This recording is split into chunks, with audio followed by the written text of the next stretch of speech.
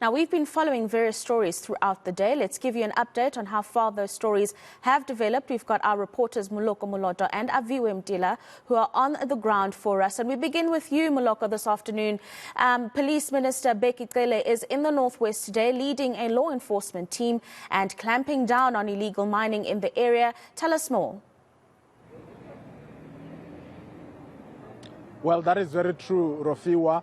This, of course, follows the arrest of 20 men who were engaged in illegal mining activity in this area. The police say that they have arrested those 20 men and they are expected to appear in court tomorrow.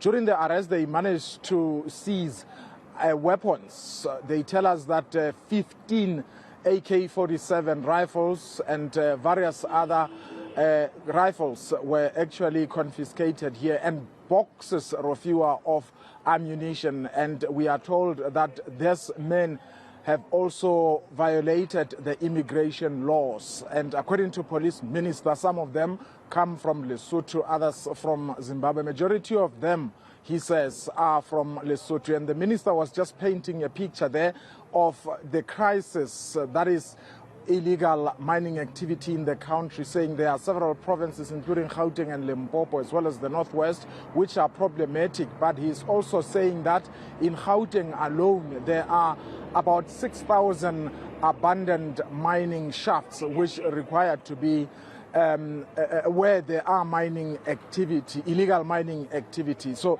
the minister, earlier when we spoke to him, he indicated that they are going to continue making similar arrests. And according to Minerals Resources Minister, the illegal mining activity cost the economy 41 billion rand estimated, and this is only in 2019. But let's listen to Police Minister Mchunu as we spoke to him earlier on when he was here.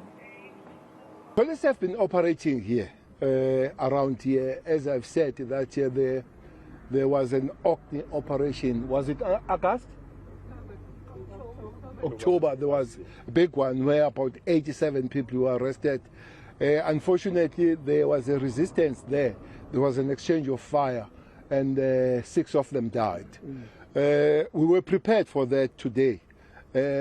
Fortunately, no, there was no resistance this time. And 20 of them were arrested, those people, with 15 AK-47s, with 6 hunting rifles. Some of those they've broken in different houses and they've stolen them there. And we have 2 pump guns and one R5, which is filed out in terms of the number, so we'll be able to trace it. Last time we found about 4,000 rounds of ammunition. This time we found 6,000 rounds of ammunition with sealed boxes, 6 boxes of AK-47s. And of course, Moloko, one other thing that the minister has to deal with, as well as the rest of SAPS, is the value chain for the illegal minerals that are mined and where they ultimately end up. He did remain tight-lipped on where the ultimate destination is, but there is a value chain and there are a number of parts in the syndicate that the SAPS will have to deal with as these investigations and the clamping down continue. What were his thoughts on this? That is very true, Rofiwa. The fact that you have people who are armed to teeth tells you that these are people who are even prepared to kill and to die for their cause. This obviously tells you that they are making a living or making money out of this illegal mining activity. But the question remains, these minerals that they continue to extract out of this abandoned mining shafts, where are they headed for? And we put that question to the minister, because the fact of the matter is that the continuation of these illegal mining activities tells you that there's a market that continues to oxygenate these activities. But the minister flatly refuses to tell us where these minerals go to, and clearly he is aware, because he did say that we know, but we simply are not going to tell you where they go to. Thank you very much, Moloko Moloto, for that update this hour. Aviwe, a 21-year-old suspect, has appeared in court today following the gruesome discovery of 6 decomposing bodies in Johannesburg CBD. What came out of today's proceedings? Good afternoon, Rapiwa, and Pindi Mchunu from the NPA clarified that, in fact, this suspect is 20-year-old, turning 20 just in September. So we do understand this is a Schedule 6 offence, and the state believes that it is premeditated murder. In fact, it says that it has eyewitnesses as well as video footage that links the suspect to the murder. But what was agreed on inside the Johannesburg Magistrate Court was that at this stage, both the state as well as the defense agree that the identity of the suspect is not to be revealed, as well as any names of the suspect at this stage, given that over the next 7 days an identification parade is to happen, and we are told to come back on the 18th of October. Then the suspect can be named and also filmed. But what was also interesting, colleague, you remember that 6 bodies were found around Johannesburg Central just on Sunday, but he is being persecuted for only one of those.